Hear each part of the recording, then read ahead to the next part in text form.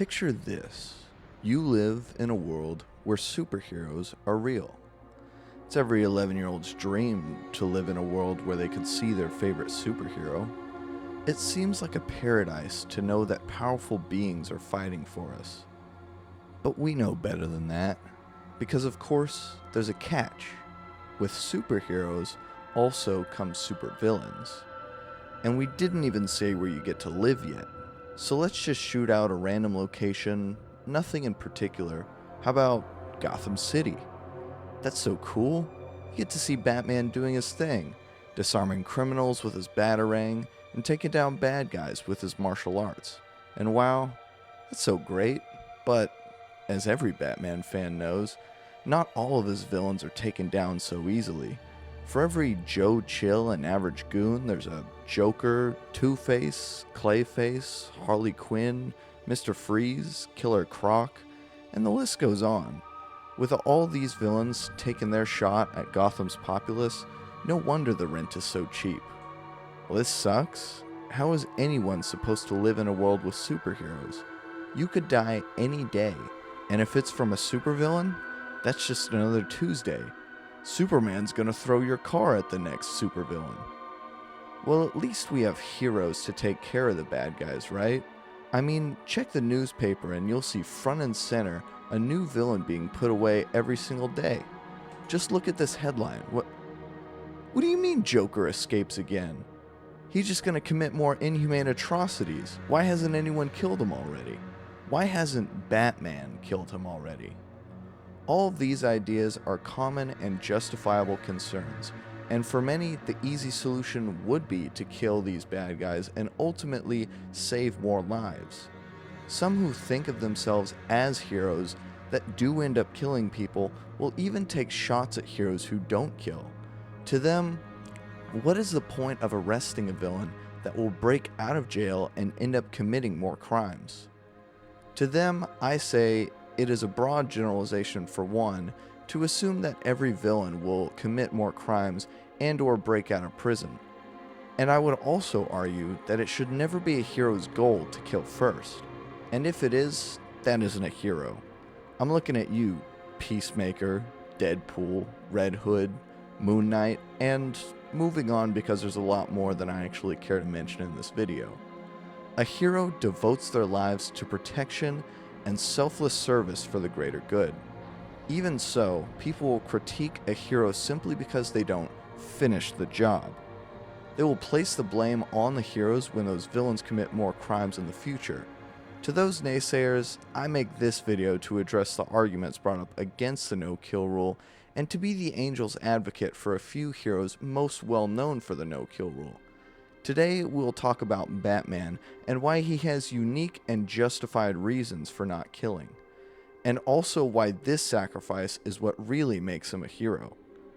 First, to determine the legitimacy of a hero's no-kill rule, we should look at some factors that contributed to the decision to fight crime and not kill, even when to others it would seem the right thing to do. I've broken down the criteria into 5 parts that will consider the nuances that apply to each hero. These factors include the origin of the hero's villains, the success rate for them actually solving crime, the exceptions, and the societal, legal, and mental backlash that would come from being portrayed as a killer. Which brings us to Chapter 1 of Origins. I am vengeance. I am the night. I am Batman! To understand why a hero becomes a hero and why that then creates the foundation for their morals is important to create an understanding for their justification of not killing. Often, traumatic events tied to specific circumstances that a hero faces form the basis of what we eventually see them become. Let's start with everyone's favorite Caped Crusader, world's greatest detective, and the one most famous for the no-kill rule, Batman. Batman's origin is very well known, so I'll try to just go over the important parts before we get ahead of ourselves. Bruce Wayne, still filled with his childhood innocence, leaves a theater with his parents through an alley. This leads to a confrontation with a criminal known as Joe Chill, who attempts to mug them. He especially takes notice of Bruce's mother Martha's pearl necklace. In a heroic and chivalrous act, Bruce's father intervenes and wrestles with the robber over control of the gun, which unfortunately leads to shots being fired and a scene of bodies where Bruce's mother and father lay dead on the ground. In a panic, Joe Chill takes this opportunity to escape, but this tragic event left Bruce eternally scarred and created in him a disdain for guns and a thirst for justice. He then devotes his life to training himself to obtain the ability to tackle Gotham's criminals himself so that he is no longer a helpless bystander to injustice. He spent decades training his mind and body to become the ultimate crime fighter, all to become one who is not only able to confront criminals, but to also track them down. But even that wasn't enough. He then decides that if he wants justice to return to Gotham, he would have to become justice as a symbol. He needed to become something that would truly strike fear into the hearts of Gotham's criminals. He needed to become the Bat. After being the Bat for a few years at this point, Batman learns that Joe Chill was the one that killed his parents on that fateful night. He then went on to confront Joe Chill and even revealed to him his secret identity. But even in this act, Bruce chose not to kill Joe Chill. Bruce knew that he was risking everything to reveal this to Chill, but even after revealing that he was Bruce Wayne, he still refused to kill Joe Chill. But instead, he left him with a warning. Batman tells Chill that he will be watching him and waiting for him to slip up again, and when he does, Batman will arrest him. Out of fear and paranoia, Joe Chill eventually tries to get help from his criminal associates. However, when he explains that the reason Batman is after him is because he killed his parents, they blame him for creating Batman and promptly shoot him to death. This event not only protects the legacy and no-kill rule of Batman, but also shows just how far Batman will go before he would choose to kill someone. Along the way, Batman gains a few notable connections that are worth mentioning, if only to elaborate more on them later.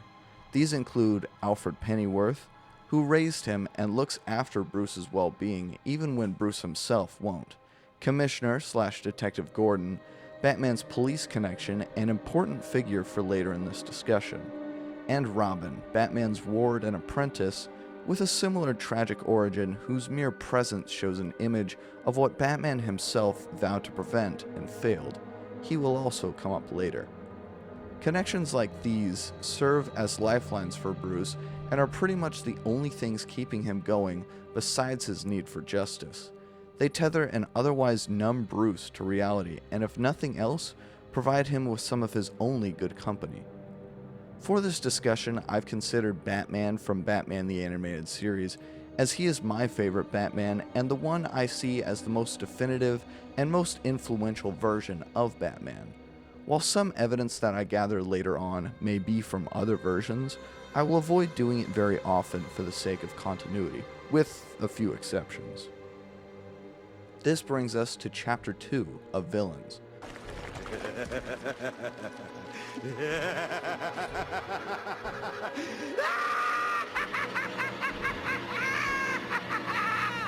One of the major reasons that a hero would make a no-kill rule is due to the villains that they face on a day-to-day basis. Do these villains deserve death? Should we place enough blame on the villains themselves that we would kill them, rather than direct our attention to the situation that created them? These are questions that heroes have to ask themselves, and these villains are no exceptions to this criteria. When we think of villains in general, Batman and his rogues gallery are likely some of the first that come to mind. His more notable villains are each recognizable for their motives, backstory, designs, and uniqueness among the rest of their peers. Specifically, the ones that I want to talk about are, in no particular order of importance, the Joker, Two-Face, Clayface, the Penguin, Mr. Freeze, the Riddler, Scarecrow, Catwoman, Poison Ivy, Bane, and Man-Bat. If your favorite Batman goon number 3 or Calendar Man or Condiment King didn't make this list, sorry, but I have to cut the video down somehow. Now, while all of these villains are unique in their own right, they all have one thing in common in their relation to Batman. That is the idea that each Batman villain listed, and some that I haven't listed, are the reflections of a trait that Batman has, but if it were corrupted or taken to the extreme. The idea of a foil character, i.e., a character who represents something about the protagonist, isn't new, but the way it is done so seamlessly with Batman villains made it too important for me not to talk about. Now, before I go much further, I have to admit that the idea that each villain is a reflection of Batman himself in some way is not entirely my own. I have to give some credit to Tony G. Man Guerrero for coming up with the theory, and it is now living in my brain, and hopefully yours too by the end of this chapter. Sorry to cut off there. I initially wanted this entire topic to be just one video, but then the first video that I post on this channel would be about 3 hours long. I don't know if there are people out there who would listen to a random small channel for that long, but I figure if I cut the videos up into digestible segments, I can do 3 things. I can get videos out faster, attract new audiences, and I can also turn this all into one big video once all of the parts are finished. I'm considering giving each villain that I talk about their own video, and the next video on this will be the first villain that I cover, which will be coming out the same day that this releases, so feel free to check that out as well. Anyways, thank you all for listening to my little rant, and if you enjoyed this video and want to see more content like it, make sure to let me know by liking the video, subscribing to the channel, and feel free to comment down below any thoughts that you guys have or any topics that you want to see me cover in the future. But once again, thanks for watching.